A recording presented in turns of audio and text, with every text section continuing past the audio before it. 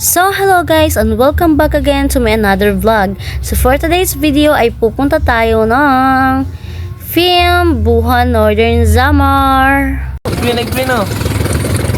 Oh yeah, makariyo na, makariyo. Kada pangsalubay para akong inaalon at nalulunod sa pati. So hello guys, papunta na nga po pala ako ng Pambuhan. So ngayon, nandito nga po pala ako nakasakay sa bangka namin. Hoy! Hindi yan sa'yo, hindi yan, nakikisakay ka lang. At nalulunod sa patikos ng mundo sa kung ano lamang ang kaya ko. So hello guys, at nandito na nga po pala ako sa Malbuwal. Ang lugar na ito dito ay ang katapat ng isla namin. Maraming dumadayo at maraming tumatambay dito. Gawa ng magandang tanawin at napakagandang sunset tuwing hapon. At ang kagandahan pa din dito ay napakalinaw ng tubig.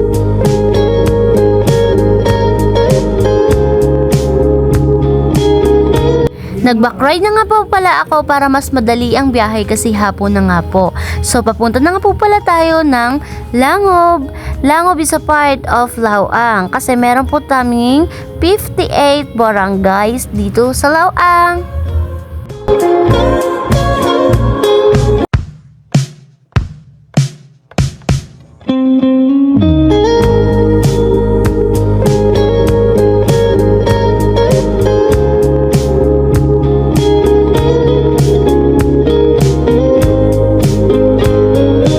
So ngayon naman guys, ay papunta na nga po pala ako ng Lauang. Kasi after ko po papuntang Lauang, ay pupunta na po ako ng Rawis. At after po sa Rawis, ay pupunta na po ako ng Pambuhan. Kasi basta.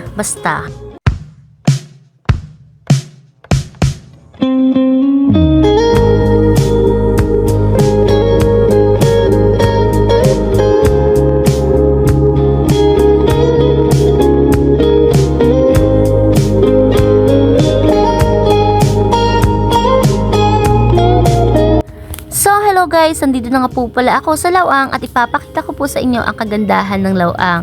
Sisimulan po natin dito sa kanilang simbahan. So nandito na nga po pala tayo.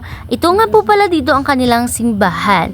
Napakaganda at napaka-romantic tignan. Andito naman po ang kanilang Plaza Rizal. Diba? Malinis at maaliwalas.